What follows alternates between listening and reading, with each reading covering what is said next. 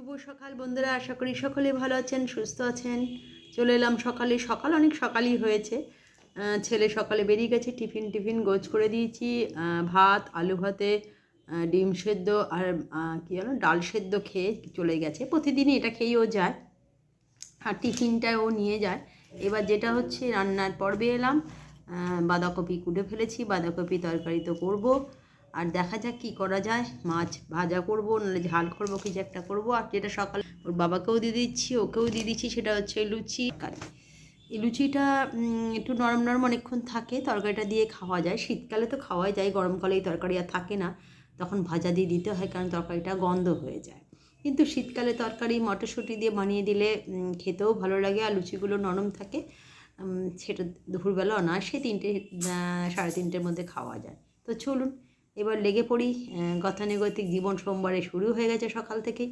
এরপর বিকেলবেলা পড়ানো আছে, রাতে বাড়িতে পড়ানো আছে, সব মিলিয়ে চলে যাচ্ছে প্রত্যেক দিনকার রুটিন। তো আজকে হচ্ছে সোমবার, মঙ্গল বুধ বৃহস্পতি, শুক্রবার দিন সরস্বতী পুজো। চারিদিকে একটু সুন্দর ব্যবস্থা, সব জায়গায় দেখছি সুন্দর করে সব প্যান্ডেল খাটানো হয়েছে, ছোট ছোট করে সব, দারুণ সুন্দর একটা ছোট্ট উৎসবের মধ্যে দিয়ে যাবে।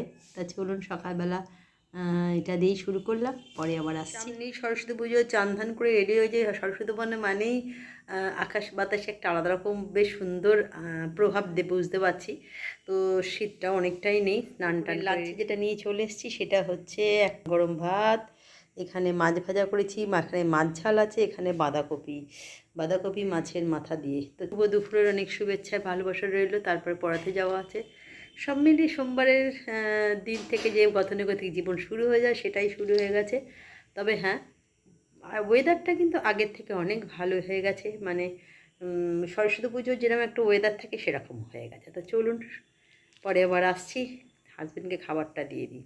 চলে এলাম বন্ধুরা, পড়াতে গেছিলাম, এসে একটুখানি ছেলে বাবা সবাই হয়ে গেছে, যদিও সন্ধে হয়ে গেছে। যেটা নিয়ে চলে চা না, আজকে একটু কফি করে নিয়ে এসেছি, কারণ একঘেয়ে কফি খাই, আর একটু কাড়াক করেছি, মানে বেশ স্ট্রং কফি করে নিয়ে এসেছি। তো চলুন, কফির কাপ ছিল তো আমাদের বড় বড়। আজকে আর বার করিনি। তো চলুন, তুমি কফি খাবে না কাপ খাবে? তবে হ্যাঁ, দর্শনদারি তবে গুণবিচারী, এটা একটা মানি আমি। তা চলুন কফিটা খেয়েই নিই। সবাই যখন চলেই এসছে, বাবা ছেলে সবাই একসাথে, তারপরে তো বসে পড়তেই হবে পড়াতে। তবে আজকে যেটা বলছি, বাইরে ওয়েদারটা খুব সুন্দর। মানে সরস্বতী পুজো, বারবার বলছি, সরস্বতী পুজো সামনে এসে গেলে যেমন একটা সুন্দর আবহাওয়া থাকে, ঠিক সেরকম। এই যে এত ঠান্ডাটা আমরা পেরিয়ে এলাম, কি কনকনে ঠান্ডা, সেটাকে এখন বেশ অন্যরকমই মনে হচ্ছে। তা চলুন চাটা, কফিটা খেয়ে নিই, পরে আবার আসছি। বন্ধুরা রাতের ডিনার নিয়ে, তার আগে বলি ওয়েদারটা কিন্তু দারুণ সুন্দর হয়ে গেছে। বিকেলে গেছিলাম পড়াতে, আজকে বাড়িতেও পড়ানো ছিল, আজকে একটু চাপটা বেশি ছিল। তো যাকগে সব মিলে সন্ধেবেলা তো আজকে সেরম কিছু জলখাবারে করিনি, একটু ওই মেয়ে ছিল, কী বলবো, ঘটি গরম, ওইটাই খেয়ে নিয়েছিলাম সন্ধেবেলা সবাই মিলে একটুখানি।